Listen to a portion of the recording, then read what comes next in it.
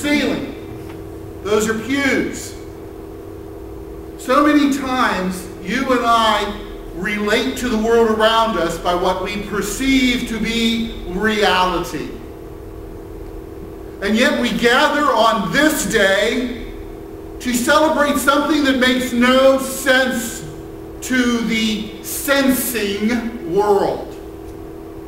That someone could be hung upon a cross, pierced with a sword, and put into a tomb to 3 days later to be found walking among his disciples. It would have been easier if we'd been there, as they would say. We could have seen it with our own eyes. But now we're looking back over 2,000 years of time. And so it is no wonder that people in our society say, there is no God. There's no way this could have happened. But yet, for 2,000 years, people of faith have felt a stirring in their heart when they hear the stories that we tell during this Easter tide. Last night,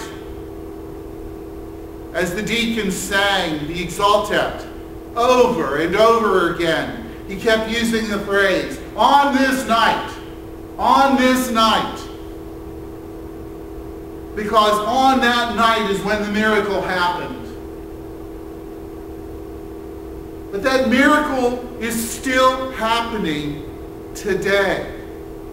It's still happening in your life if you only let it.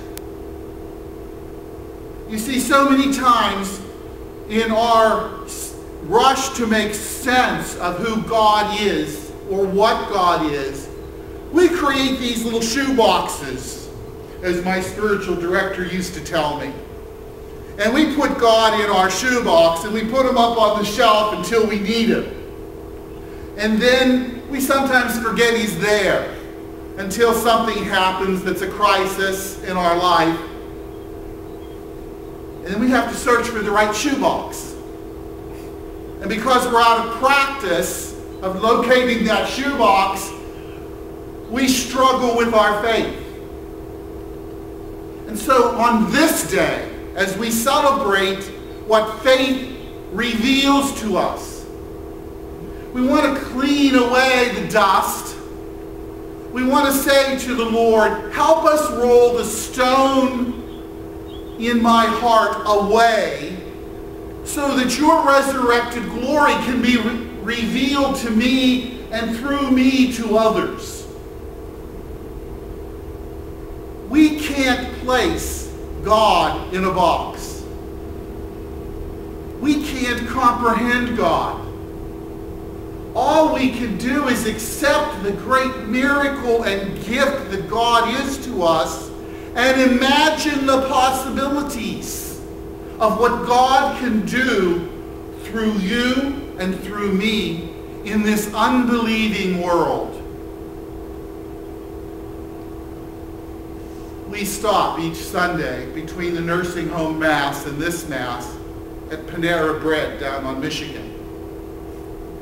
And invariably, usually with the deacon because he's more gregarious than the pastor, people engage him in discussions about the church.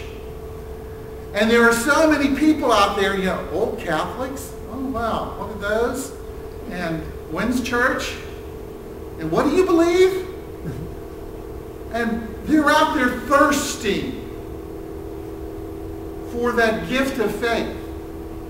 But you see, it's just not his job or my job. It's our job to let people know what Jesus can do for us. On this day of all days, as we celebrate what humanity says can't happen, but that we know in our hearts can.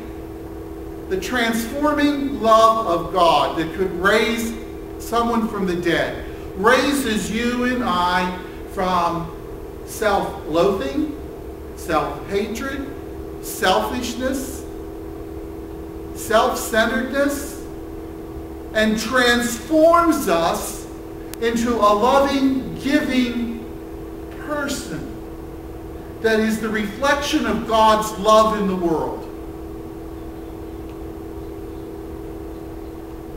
For 2,000 years, Greek Christians have greeted this day with the words Christos aneste, Christ is risen.